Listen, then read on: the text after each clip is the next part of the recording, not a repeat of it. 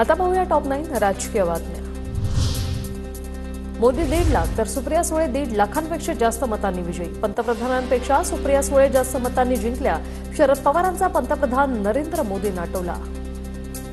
प्रधानमंत्री 1.5 लाख मतांनी निवडून आले आणि सुप्रिया 1,54,000 मतांनी निवडून आली।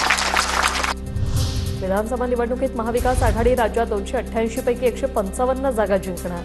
शरद पवार यांचा दावा। तर लोकसभेसारखीच विधानसभेला रणनीती आखावी लागणार असंही पवारांचं वक्तव्य।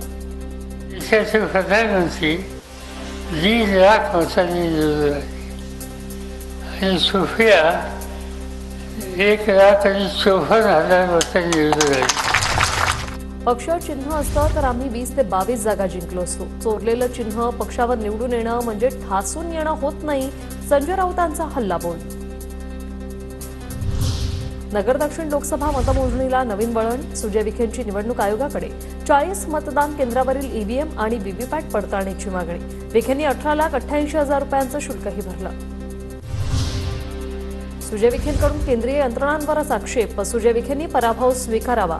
विखेंच्या ईव्हीएम व्हीव्हीपॅट पडताळणीच्या मागणीनंतर निलेश लंके यांची प्रतिक्रिया। ज्याला दोन्ही गोष्ट पचवायची ताकद आहे त्याच माणसाने निवडणूक उतरलं पाहिजे। त्या दोन्ही गोष्टी म्हणजे कुठल्या? विजय झाल्यानंतर सुद्धा आनंद पचवता आला पाहिजे आणि पराभव झाल्यानंतर सुद्धा तो पराभव पचवता आला पाहिजे। जुलैला होणाऱ्या 11 विधान परिषद जागांची निवडणूक स्थगितीसाठी ठाकरे गट कोर्टात जाण्याची शक्यता। आमदार अपात्रता सुनावणी प्रलंबित असताना निवडणूक घेणं घटनाबाह्य, ठाकरे गटाचा दावा। पदवीधर मतदान नोंदणीवर ठाकरे गटाचा आक्षेप। आम्ही भरलेले अर्ज ठरवून बाद करण्यात आले। ठाकरे गटाचे नेते अनिल परब यांचा आरोप।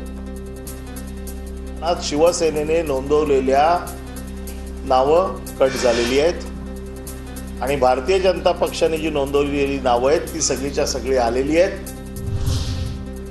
आदित्य ठाकरेंच्या वरळी मतदारसंघात अमित ठाकरे सक्रिय। तर अमित ठाकरेंच्या मागे संपूर्ण महायुती। अमित ठाकरेंच्या भीतीने काहींची हवा गेली।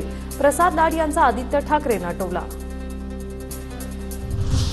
येणाऱ्या विधानसभेला पानसट जोक मारणाऱ्यांचे कपडे लोक शाबूत ठेवणार नाही। मनसेचे नेते संदीप देशपांडेंचा उद्धव ठाकरेंवर पलटवार। उघड पाठिंबा म्हणजे बिन शर्ट पाठिंबा उद्धव ठाकरेंनी लगावला होता टोला। येणाऱ्या विधानसभेमध्ये या पानसट जोक मारणाऱ्यांची कपडे लोक शाबूत ठेवणार नाहीत।